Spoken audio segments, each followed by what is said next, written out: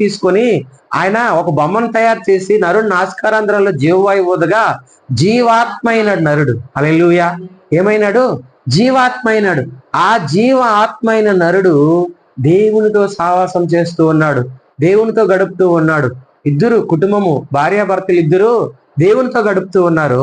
దేవునితో ఉన్నన్ని రోజులు వాళ్ళకి ఏమై ఉన్నాయి? కృపాక్షేమములే ఉన్నాయి. వాళ్ళు వెంట వచ్చాయి. దేవునితో సావాసం చేస్తూ ఉన్నారు. వాళ్ళు ఏనాడు కూడా కష్టపడింది లేదు, వాళ్ళు శ్రమ పడింది లేదు. ఆ తోటలో ఉన్న ప్రతి ఒక్క పండుని తినమన్నాడు దేవుడు. ఒకే ఒక పండుని, ఆ తోట మధ్యలో ఉండే పండుని తినొద్దని చెప్పాడు.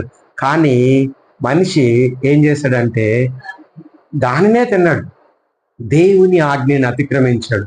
ఈరోజు మనము జ్ఞాపకం చేసుకుంటే చూడండి, ఈ సృష్టిలోనంట దేవుని మాటని ప్రతి ఒక్కటి సముద్రం వినిందంట.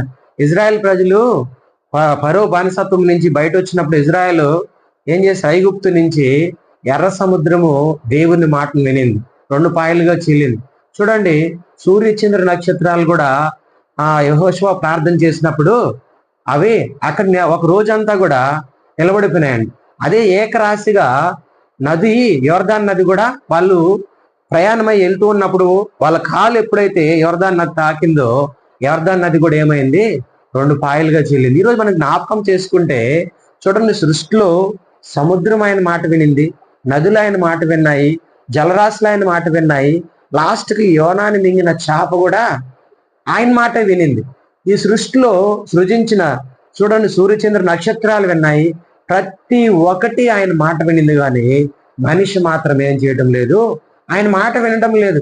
ఎందుకనంటే ఈ లోకంలో ఉన్న చీకటికి, ఈ లోకంలో ఉన్న పాపమునకు, ఈ లోకంలో ఉన్న ప్రతి ఒక్క దానికి మనిషి ఏమైపోతున్నాడంటే బానిస అయిపోతూ ఉన్నాడు. చూడండి, సత్యము మనం చెప్తూ ఉంటే ఆ సత్యమును వాళ్ళు తీసుకోలేకపోతూ ఉన్నారు, ఆ సత్యమును వాళ్ళు గ్రహించలేకపోతూ ఉన్నారు. ఒరే బాబు, యేసు క్రీస్తున్న వారికి ఏ శిక్షా విధి లేదు, మనము పాపమును జయించగలుగుతాం. ఎందుకనంటే ఆయన మనకు రక్షణ ఇస్తాడు, ఆయన ఈ లోకంలో నుంచి మనల్ని ప్రత్యేకపరుస్తాడు.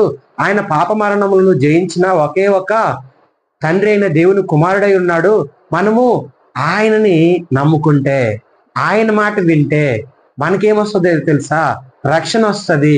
ఈ లోకం నుంచి మనం ప్రత్యక్షపడతామనని మనం చెప్తూ ఉంటే అనేక మంది ఏమనుకుంటున్నారంటే చాలా సింపుల్ గా అనుకుంటూ ఉన్నారు, చాలా చీప్గా చూస్తూ ఉన్నారు అన్నమాట. ఈ సత్యమును మనం చెప్తూ ఉన్నప్పుడు నోవాహ కాలంలో కూడా ఇలాగే జరిగింది. నోవాహు కూడా దేవుడు చెప్పాడు, నోవాహు ఈ కాలంలో నీ ఎంత నీతిమంతుడు ఎవరు లేరు, నేను చెప్పిన ప్రకారము ఒక వాడని తయారు చేయనప్పుడు నోవాహు అలాగ తయారు చేసుకుంటూ సమయం